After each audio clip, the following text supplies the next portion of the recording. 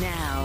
On 105.9 FM and streaming worldwide on the WMAL app. O'Connor and Company.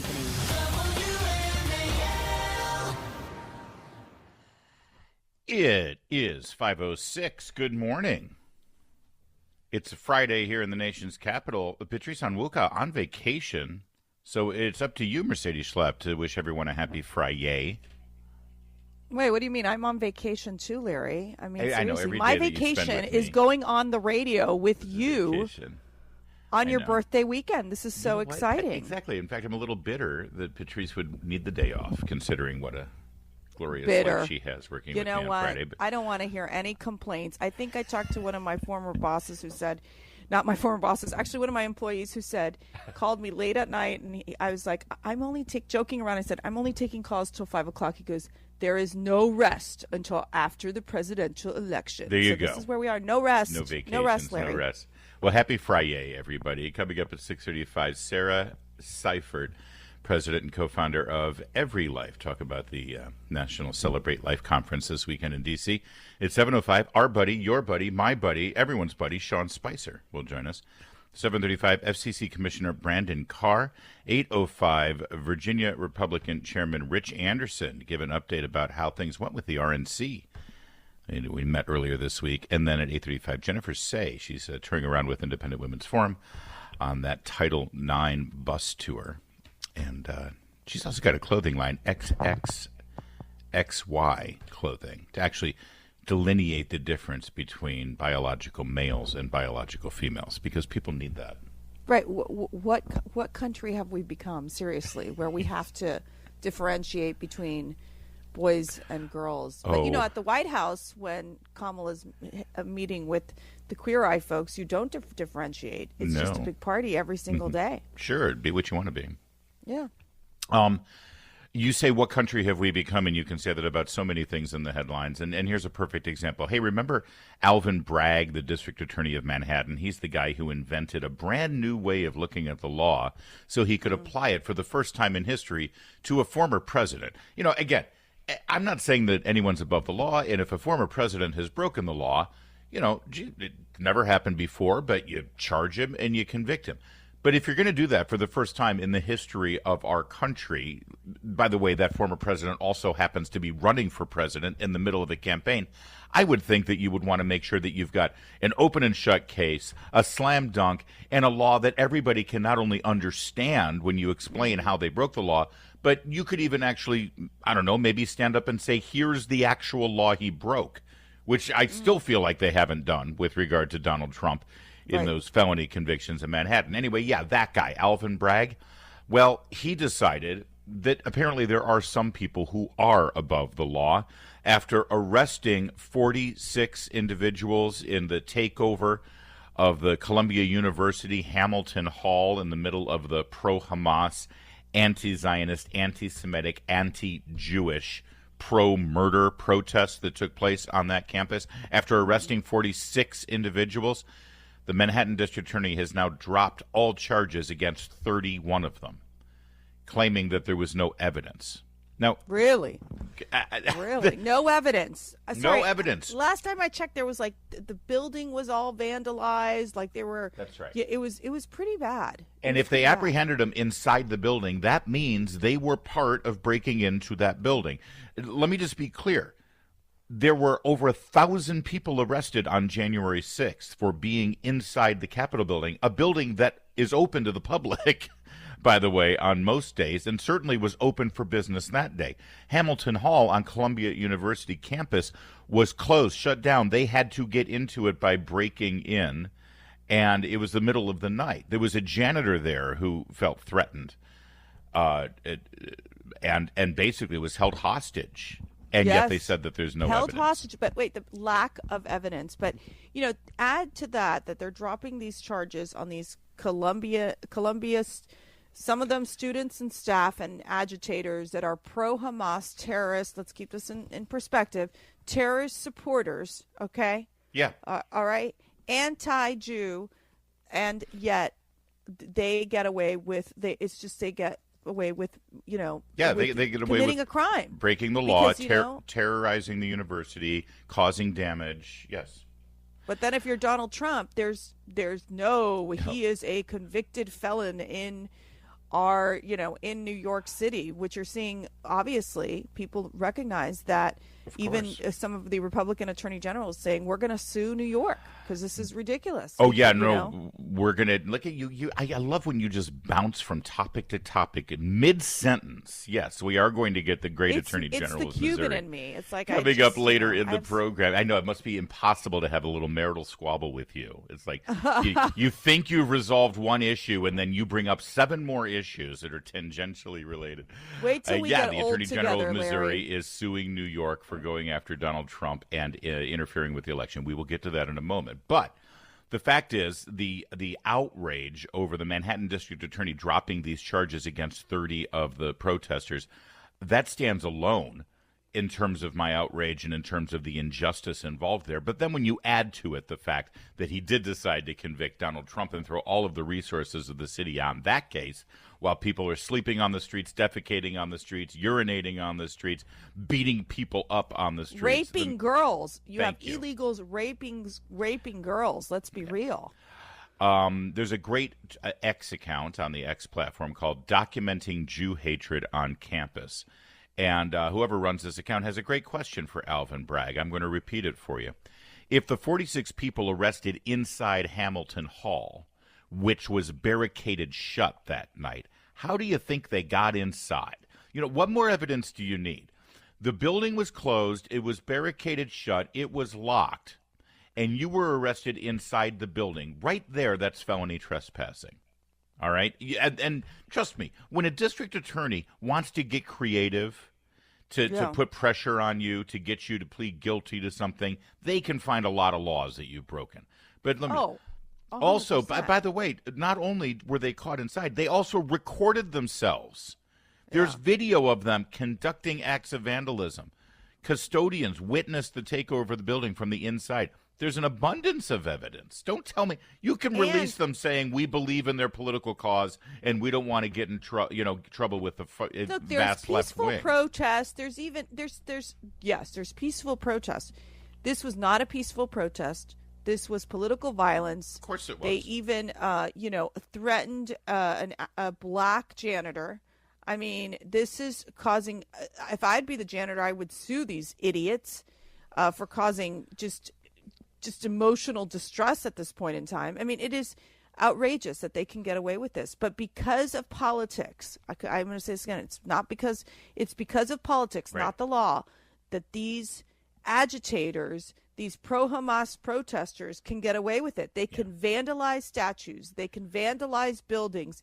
They can threaten individuals. And yet, there's no legal consequence. None at all. Also, a couple more details here. Of the 31 of the 46 who were arrested that are now released, all of them were either students or staff of Columbia University.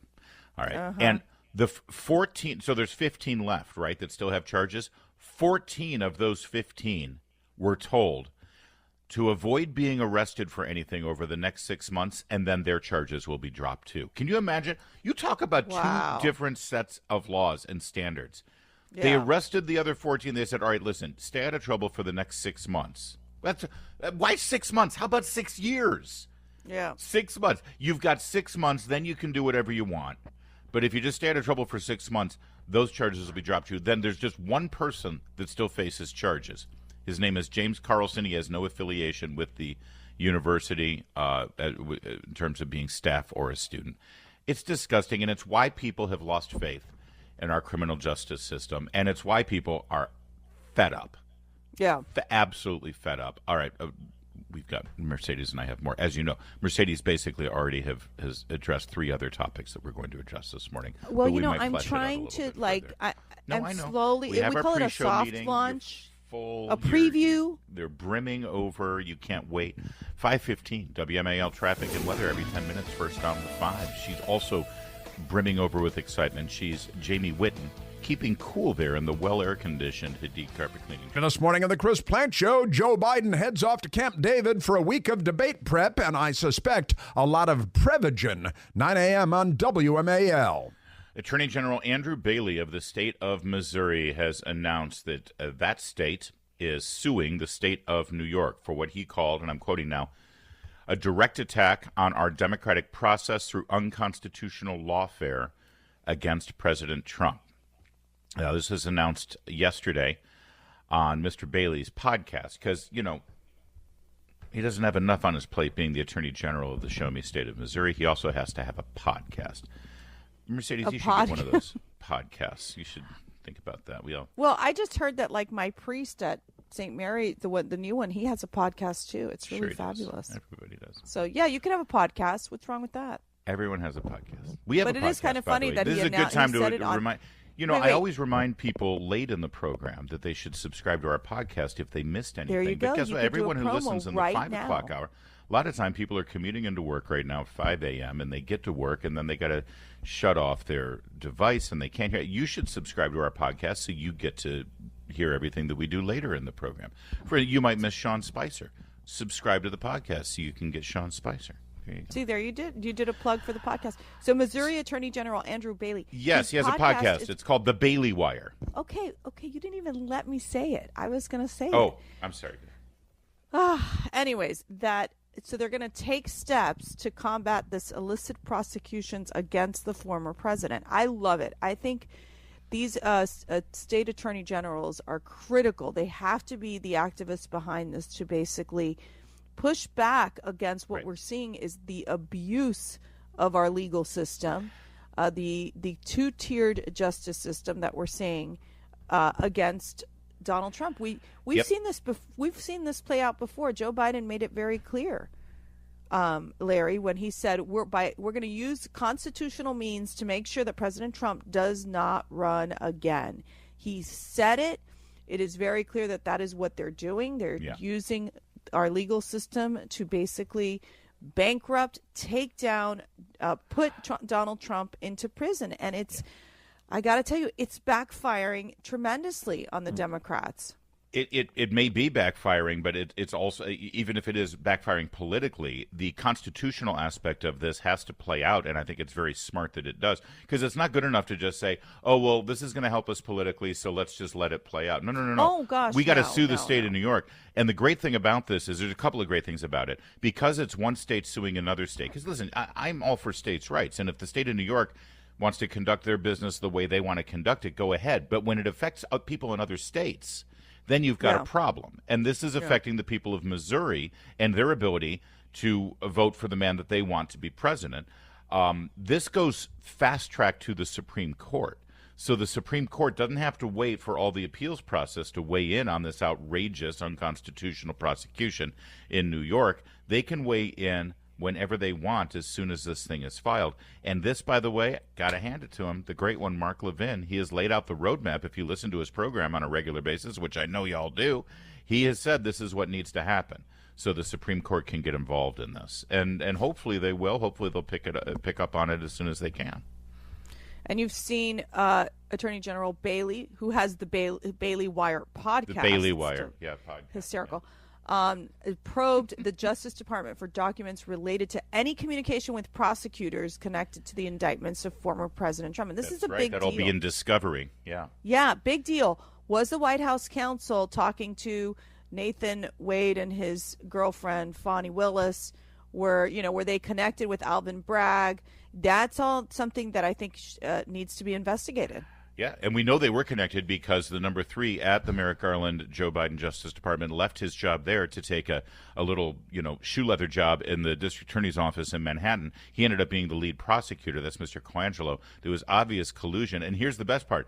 Missouri Attorney General is going to ask for discovery on all that stuff, and Merrick Garland is going to try to stall and delay and claim executive privilege. And I'm sorry, if there's executive privilege, that means the White House was involved, and therefore basically proves the point of this entire thing that Joe Biden's fingerprints are all over this. He has politically used the federal court system and the Justice Department and local district attorneys as a political weapon against his political opponent because he's an authoritarian thug.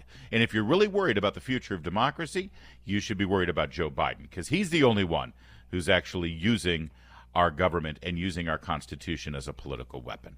We're going to talk about this more as the morning goes on. Right now, though, it's 5:23. If you have a financial advisor, have you ever wondered and worried that they're missing something in your retirement plan? You know, sure, you're looking at your accounts, good day on Wall Street, maybe they were... Now, On 105.9 FM and streaming worldwide on the WMAL app. O'Connor and Company. It is 5:36 now. It's O'Connor and Company. Good morning. We've got a great Friday in store for you. We want to close out this week and launch you into this hot weekend with a smile on your face and a positive attitude about the world around us, because we got to stick together and we're going to win this thing. I've read the book. I know what happens at the end.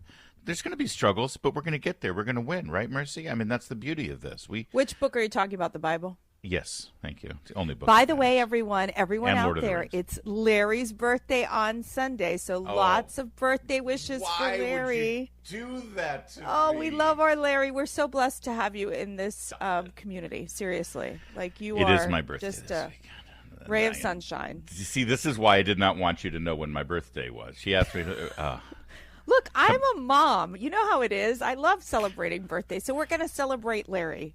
Coming up at 6:35. We're going to have so much fun. CPAC's We're going to talk about the Life Conference here in D.C. with Sarah Seifert. 7:05. Sean Spicer is going to join us. Isn't it his birthday sometime soon? 7:30. He was born, wasn't he? 7:35. FCC Commissioner Brandon Carr. 8:05. The chairman of the Virginia Republican Party, Rich Anderson. And then at 8:35, Jennifer Say talk about how TikTok has now banned her brand because her brand makes a distinguishes between male and female. Can't have that. Not on TikTok. Not on Joe Biden's TikTok.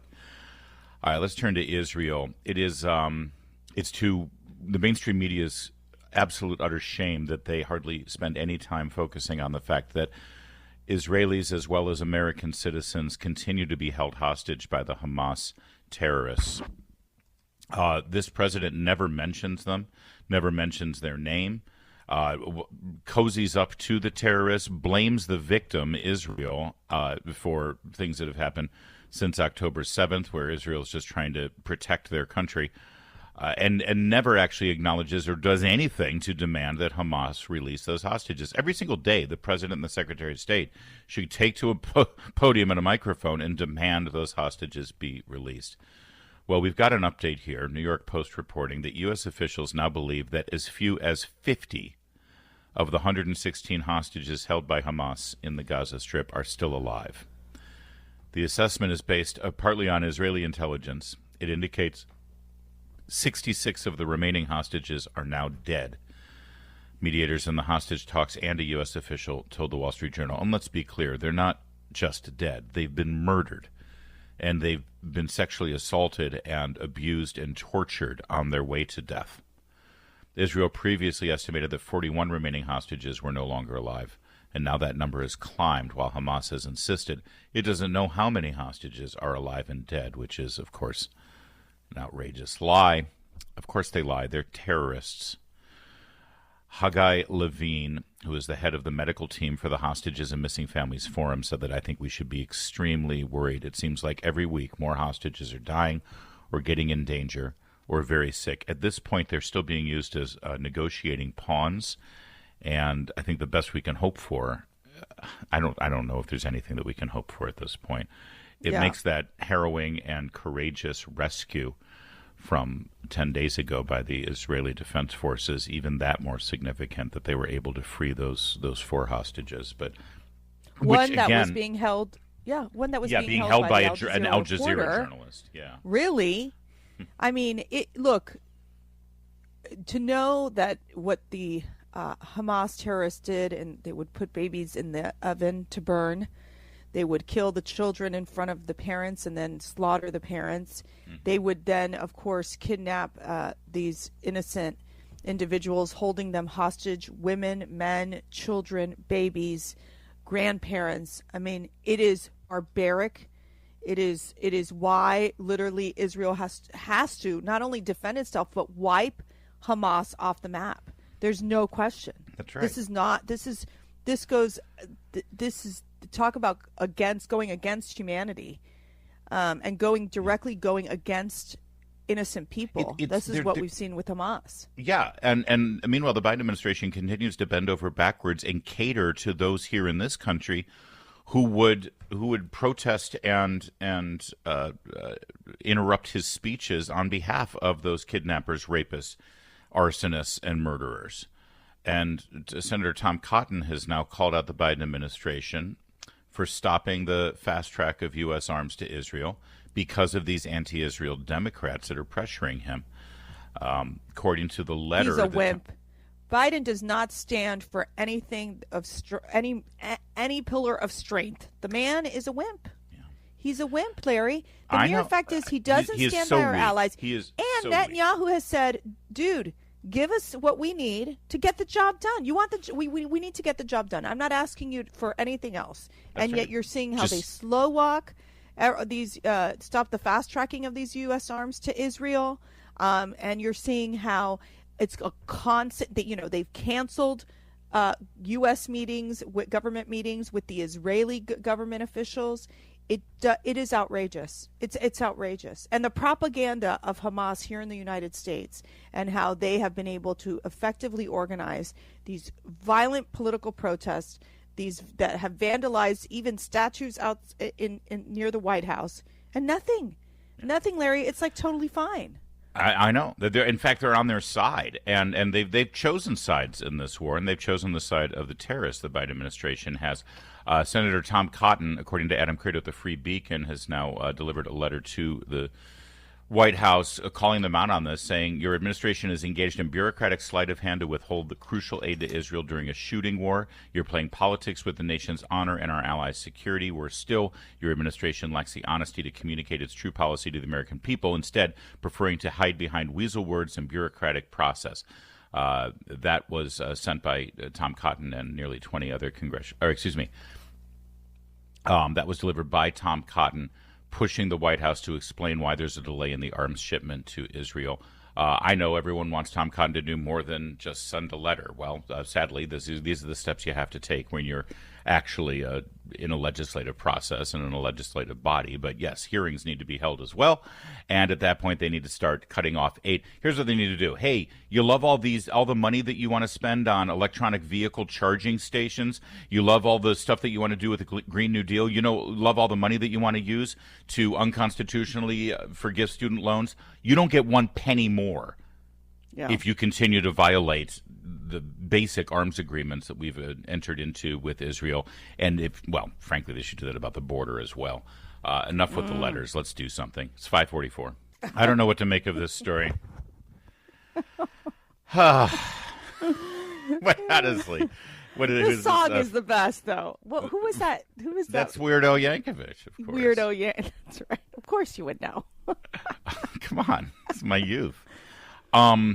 According to the Free Beacon, the Pentagon wants to feed our troops experimental lab-grown meat to reduce CO2 footprint. Oh, my. Now, anybody who's in the military who already has to deal with, Army food already knows that it's questionable, to say the least, knowing now that the meat is grown in a lab so that you can help global warming. Frankly, that might make a lot of sense. Who knows? It could be an improvement. BioMade is a public-private company that's received more than $500 million in funding from the Defense Department. God.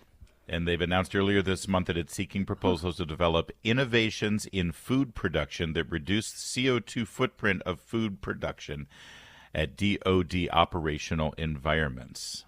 These include novel cell culture methods suitable for the production of cultivated meats and proteins. Instead of actually, raising cattle, having them eat grass, corn, whatever you feed them, and then slaughter them, and then, cut them into pieces so you can grill them and eat them. No, now we're just going to grow meat in a lab petri dish. Wait. BioMade, this company, they received $450 million of taxpayer cash already earlier this year. Out of the Defense Department, people. You think that you're approving Defense Department money to, make guns and missiles and pay our troops. No, you're using it to make lab-grown meat. the crazy thing is that the Pentagon, which should be focused, I don't know, in making sure like that the Russians don't attack us, or, you know, that China and North Korea, that we know how to manage and have a good defense system against their hypersonic missiles. Yeah, no, things no, like no, that. no. The priority of the Pentagon's to reduce the carbon footprint. It is a priority, according to the Pentagon, for the American military as it pursues a Biden administration mandate to address climate change and other cultural issues that are called woke. Yeah, Are can you I just freaking say this? kidding me? And then they have to eat this horrific lab-grown meat. I mean, I want to throw up. Have you? Also, by the way, we don't know how healthy this stuff is. We don't know what it does in terms of, you know, the amino acids needed to build muscles, which, you know, our troops need. Here's what we should do. Instead of experimenting on our troops and using them as guinea pigs with your little lab-grown meat experiment, why don't you start this process at the White House first? Every single meal, every state dinner, every meal, everything at the White House and the executive branch, every cafeteria be converted so that they have to eat lab-grown meat. Actually, Chuck Schumer can cook the lab-grown meat on his grill. That's right. Oh, you know my what? goodness. That explains I've seen what so many funny memes. That may have been what that alien burger was that he was cooking. It's so bizarre. Our doctor, Dr. Brooke Miller and Ann Miller, who we'll see in a couple weeks, they have I love a cattle, the Millers. I've met those guys. Of course, he's like the best internal medicine doctor, and then he's a cattle rancher. He's like the coolest guy I know. Sorry, Larry. And he would go crazy on this. He would be so upset about this. Well, in terms of pushing this on our military, for crying out loud. Guess who else is upset about it? Senator John Fetterman of Pennsylvania. I love it. Sometimes he says I think it pains me deeply to agree with.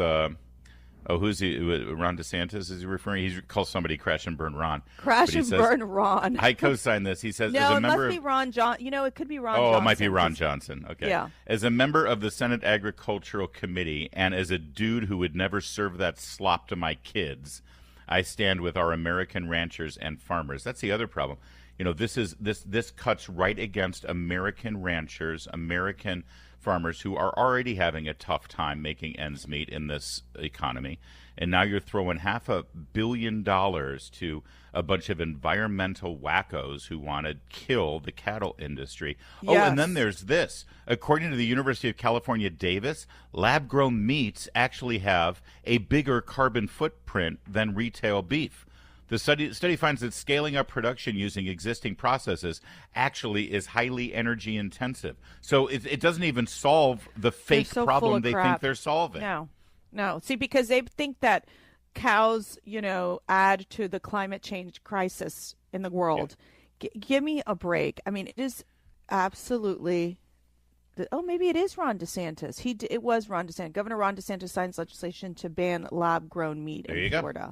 Listen, I say we take a look at this company, Biomade, that just got $500 million to serve lab-grown meat to our sailors, soldiers, airmen, and Marines, and find out how much money they donated to Democrat causes and to the Biden administration. Follow that money, and you'll see the answer. Yeah, give that money to our farmers and ranchers. That's what we need to do.